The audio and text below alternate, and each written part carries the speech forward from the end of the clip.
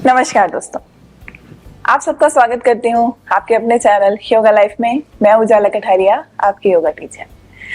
तो आज हम एक बार फिर से नी के ऊपर बात करने वाले हैं। नी पेन, स्पेशली विंटर्स में होने वाला नी पेन। ठीक है, ऑलरेडी 2-3 वीडियो पहले भी डल चुके हैं, हमने बहुत सारी बातें उसमें डिस्कस करी थी। तो आज कुछ और बातें हैं जो आपके साथ डिस्कस करनी है। देखिए, सबसे पहले आज मैं कुछ ऐसा बताने लगी हूँ कि हमें नी पेन स्टार्ट क्यों होता है। समटाइम्स हमारा बैठने का पोस्चर सही नहीं होता है, हमारा चलने का पोस्चर खराब होता है, हमारा सोने का पोस्चर खराब होता है, तो उस वजह से नी पेन स्टार्ट होने लग जाता है। ऐसा किसी के साथ भी हो सकता है। पहले समय में नी पेन की जो समस्या थी वो बुजुर्गों में होती थी, पर अब जो समय चल रहा है, जो लोग एक्सरसाइज ज्यादा करते हैं, अपने नी का यूज ज्यादा करते हैं, सारा दिन खड़े रहने का काम है या बैठे रहने का काम है, तो भी ये सब जो कारण है ये नी पेन बढ़ा रहे हैं। तो जवान लोगों में भी हो रहा है, बच्चों में भी ये प्रॉब्लम देखने को मिल रही है। तो आजकल देखा होगा हमारे घरों में जो सोफा होता है या कुछ और बैठने की चीज है, तो वो बहुत ज्यादा सॉफ्ट होती है ना। तो हम उसमें जब बैठते हैं तो हमारे हिप जो है वो नीचे दब जाते हैं और जो हमारे नीज है वो ऊपर रह जाते हैं।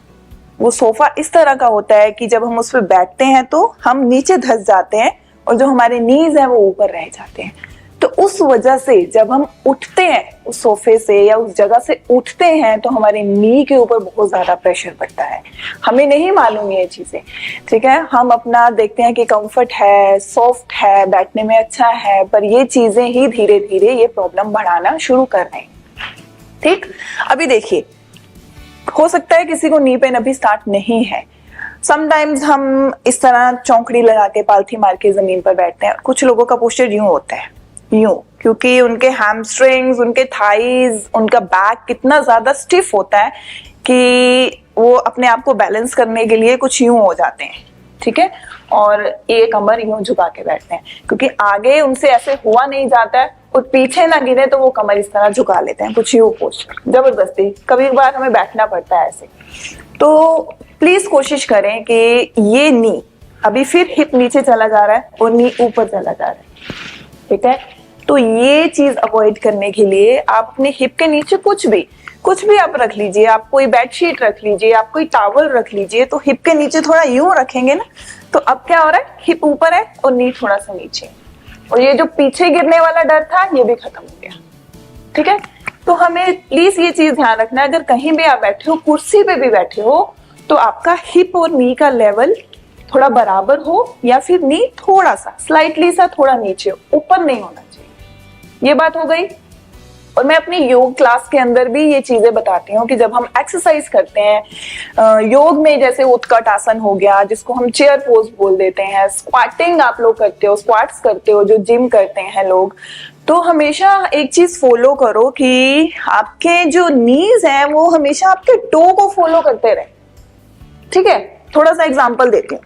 मान लो अभी हम ये कर रहे हैं, चेयर पोज कर रहे हैं, तो कुछ लोग ये होता है चेयर पोज, देखो अभी टोज सामने की तरफ जा रहे हैं, नीज ऐसे जा रहे हैं, तो ये बहुत ही रॉन्ग पोस्चर है। तो भगवान ने जो बना के भेजा है, जो हमारा घुटना है वो बिल्कुल इस तरह है।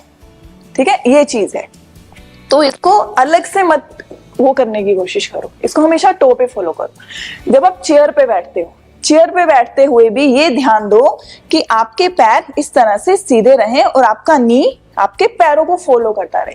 टांगों को पीछे मोड़ के, इस तरह से घुमा के, एक दूसरे के ऊपर झड़ा के, ये सब चीजें थोड़ी सी अवॉइड करना शुरू करें। ठीक है, हम चेयर पे बैठते हैं, टांगों को पीछे फोल्ड कर लेते हैं, तो ये होता है, तो पैर पीछे चला जाता है, नी पे बहुत ज्यादा स्ट्रेन आता है। और जिनको ये दिक्कतें शुरू हो चुकी हैं वो तो बिल्कुल ही इन चीजों का ध्यान रखें कि हम कैसे बैठे हैं, कैसे सो रहे हैं। ठीक है, और चल कैसे रहे हैं। अगर नी में थोड़ा थोड़ा पेन स्टार्ट हो चुका है, स्टेयर्स धीरे धीरे चढ़ना है, केयरफुली करना है, ये सब बातें हैं। तो बहुत सारी चीजें हैं, तो अभी हम इन बातों को ज्यादा ना करते हुए आते हैं एक्सरसाइज पे। तो सर्दियों में क्या दिक्कत हो रही है, जिनको ऑस्टियोआर्थराइटिस होता है, दर्द, जोड़ों का दर्द अगर हम साधारण भाषा में बोले, तो इस समय पे सर्दी में वो दर्द ज्यादा बढ़ जाता है, सूजन आ जाती है, एक लालीपन, रेडनेस आ जाती है घुटनों में, तो कुछ लोगों का मानना होता है कि गैप कम हो चुका है नीज के अंदर। गैप कम होता है जब कार्टिलेज जो हमारी बोन्स के बीच में फिक्स होता है, जब वो घिसना शुरू हो जाता है एक तरह से। मैं बहुत ही साधारण भाषा यूज कर रही हूँ आपको लोगों को समझाने के लिए।